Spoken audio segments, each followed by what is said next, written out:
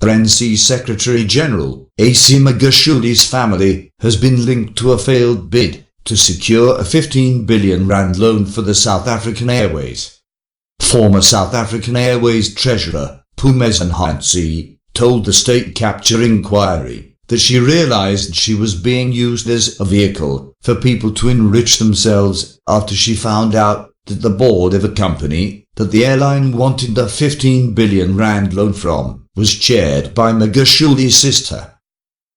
South African Airways' controversial attempt to procure R15 billion in its 2015 capital restructuring project formed part of the first leg of the Commission's evidence on allegations of graft in South Africa's aviation sector, with Nhansi finding herself at the centre of allegations set out by her predecessor, Cynthia Stimpel, who testified last week.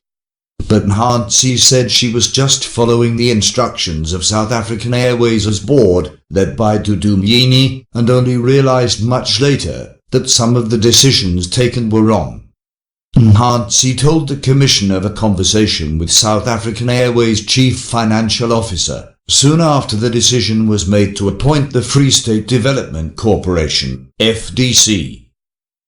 In my discussion with South African Airways Chief Financial Officer at the time, he mentioned that the chair of the FDC board was the sister of AC Magashule, the then Free State Premier, and at the time I couldn't link anything because I was coming from a professional background.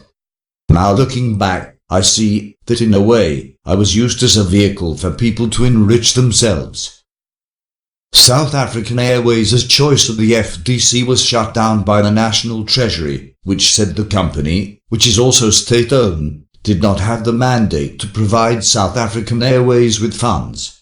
The first aspect the Commission zoomed into was South African Airways' decision, eventually rendered unsuccessful, to appoint the FDC to source the R15 billion it needed to finance its debt. According to Stimpel's testimony, after South African Airways issued a request for proposal in 2015, Seacrest Investments proposed that it would lend the entire R15 billion at an interest rate of 5.8%. However, after a due diligence was conducted, South African Airways found that Seacrest would not be providing the capital directly. The majority of the money would instead be supplied by a company called Grisag. Grisag was to provide Seacrest with the funds at a 4% interest rate, meaning that Seacrest would earn the 1.8% difference when it forwarded the money on to South African Airways. The second option, which Stimpel said, which was safer, was a consolidated loan from various banks, offering South African Airways R4.3 billion. The decision to appoint FDC, which had not originally tendered for the contract, was based on a letter by the company's chief financial officer, Shepard Moyo. It indicated that the FDC was working with the foreign entity, which could offer the money at a lower interest rate of between 3% and 4%. It later emerged that the foreign entity was also Grisag. Nhansi, who had taken over from Stimpel by that time, was tasked with finalizing the deal. The company was paying interest of R1.2 billion per year just to service the debt.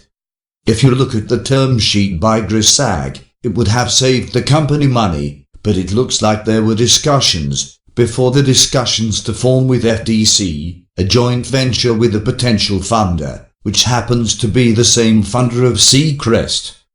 Perhaps there were people who stood to benefit from the transaction, using me to benefit from the transaction. It was not the correct decision. It was not in the best interest of the company, she said.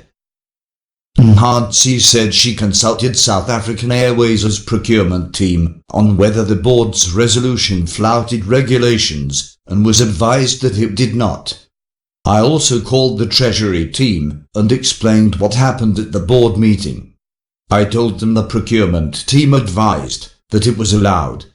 I recall Stimpel was shouting and saying this is not allowed, that the FDC was not in the list of bidders. She kept on saying the board was wrong. Her testimony continues. Please check in the description box below for the links to the sources of this report. Thanks for watching.